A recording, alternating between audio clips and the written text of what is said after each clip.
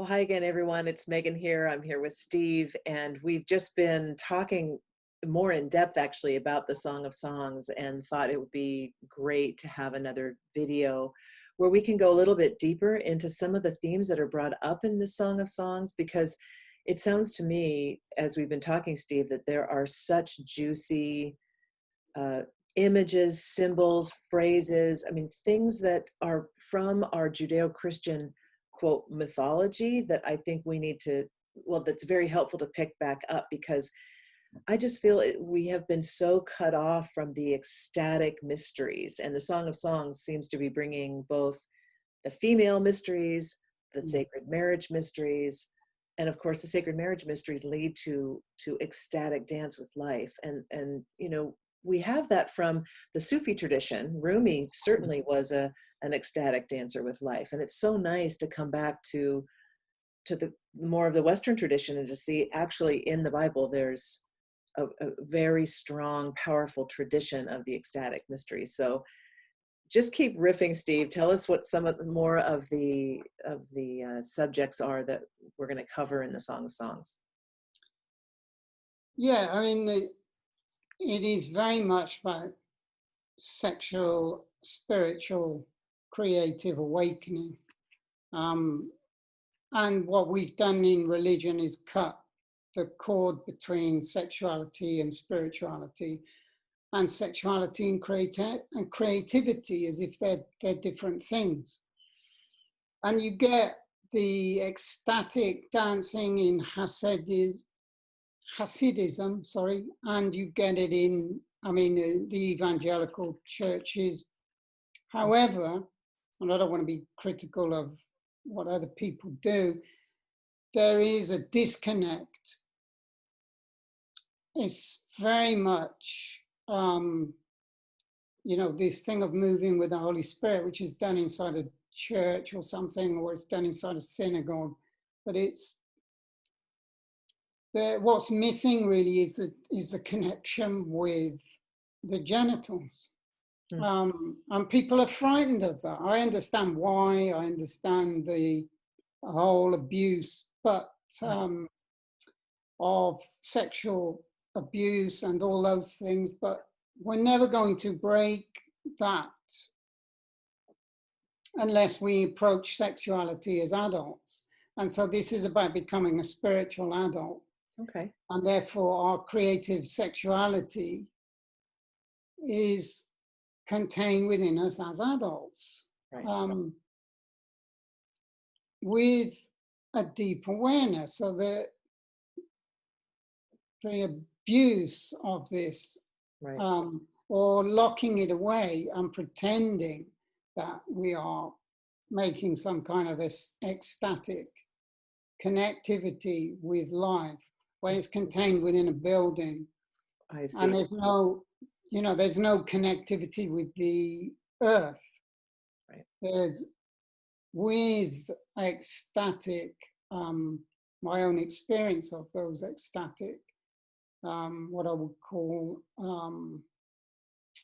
like a transfiguration type experience, is that you know that the universe is one consciousness, you know that it's non-conceptual knowing, Mm. and you know that you are deeply connected with the earth and with the natural world, that they're all expressions of this one consciousness that's called Elohim or Yahweh Elohim in Hebrew, or Ehyeh or Asherah. All of these names are in the text.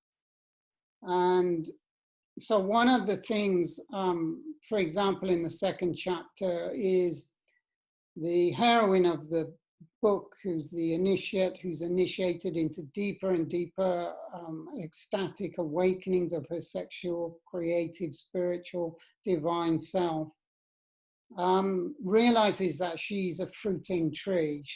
And that this is called, it appears in different points. It's like a honeycomb forest or the honey forest. And so there's a whole connection with the sacredness of the bee.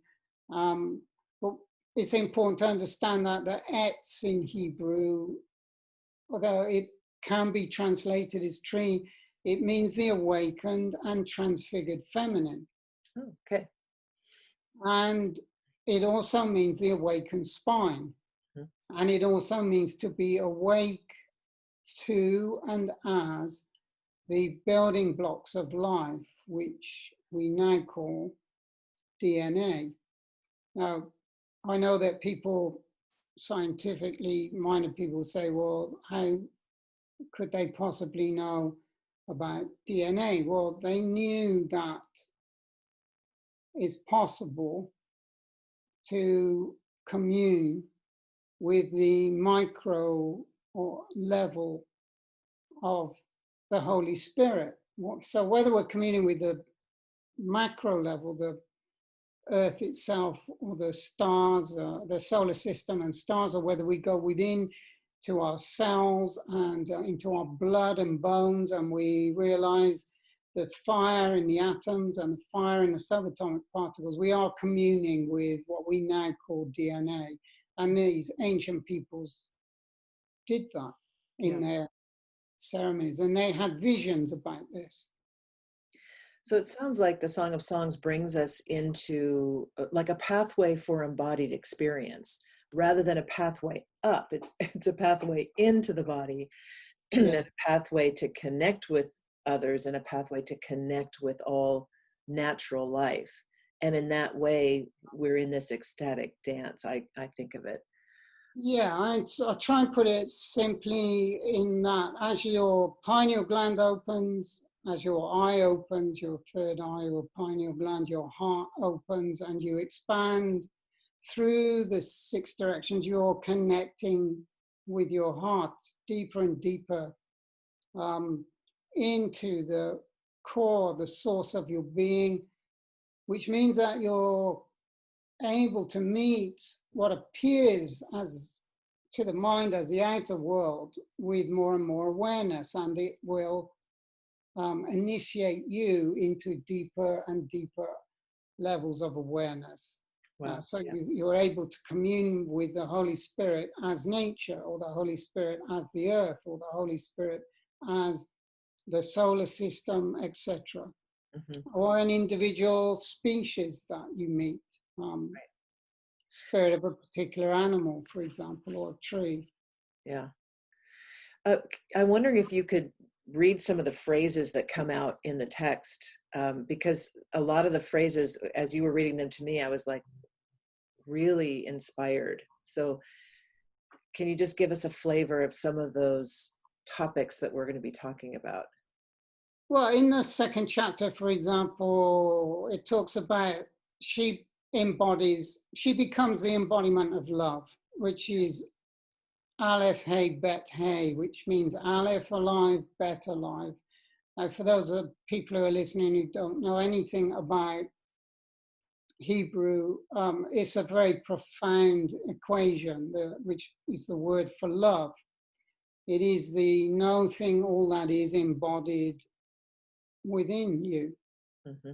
And your inner life and the outer life are perceived and experienced and known to be one. Right. And in this, around verse 5 of chapter 2, she's in a whirling dance to literally to wind up the fire, the fire, the primal fire of the universe, the divine fire, spiritual fire, and then to spread it out around her, to share it with all of life. Mm. So the implication behind this is that whatever we conceive of as enlightenment is not personal, it's for the whole of life. As she awakens, she realizes that she's there to give consciousness back to the universe, back to the natural world, back to the earth. Hmm. And so she becomes a student of life, and her teacher is the Holy Spirit, but it comes through all of the forms of life. So she opens up her right side, for example, which is the right mind or the non-conceptual awareness. There are the 7 chakras on the spine are repeated over and over again. And so there's also the symbol of the red and the white and red dust mixing together. Huh.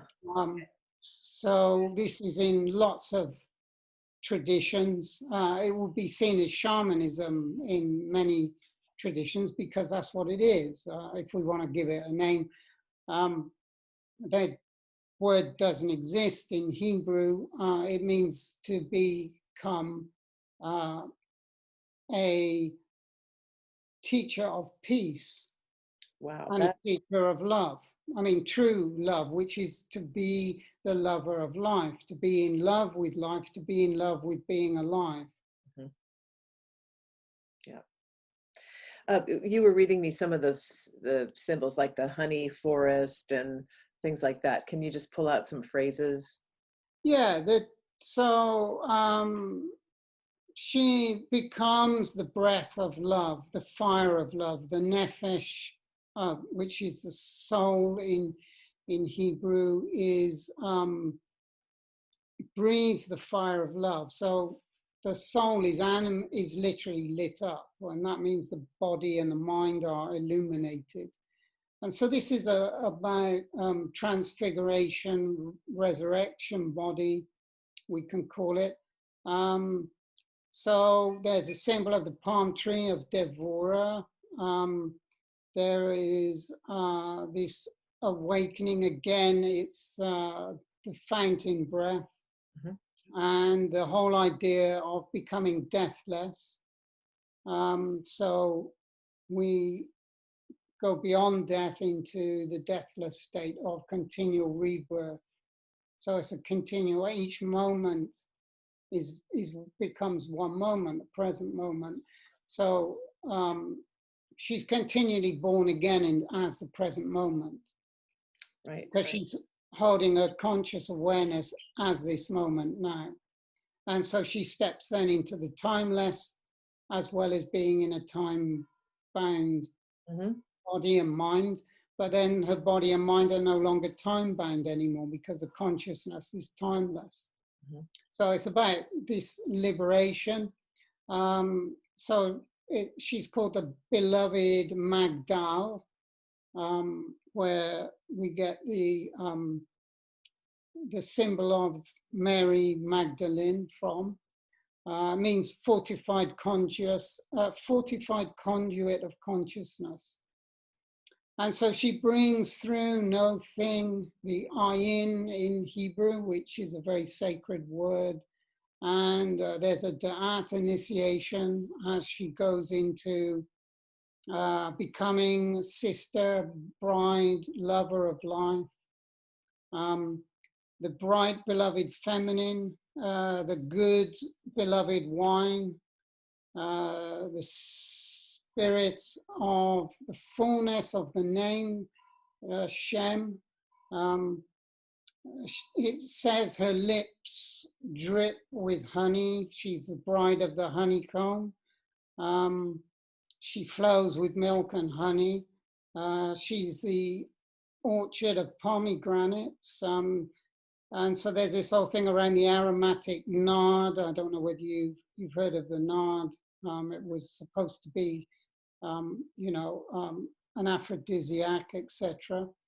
And so it talks about becoming a garden of paradise, to realize that within yourself, and to consume honey, the honey of the Holy Spirit, to become a honeycomb forest. Again, it's there. Various names come into this, such as Lila, Lilith, and Devora, Sheba, etc. So she becomes the embodiment of love. There's also to become the black raven, as well as the white dove of peace. Wow. And to become the breath of life. Literally, she says, I am the breath of life, walking consciously, beloved and beautiful of the feminine amongst women. I am the breath of life, connecting the divine with the physical. So it goes on in poetic form.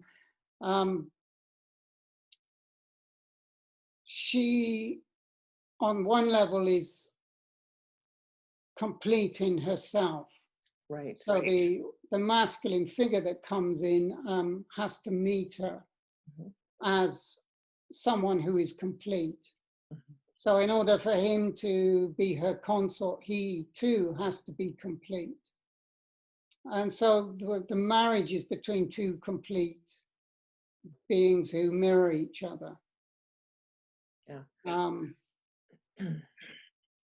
So that's some of the themes. I mean, I could go on for, I'll just see if I can find there's the awakening of the navel and the umbilical cord between, which is called a singing bowl.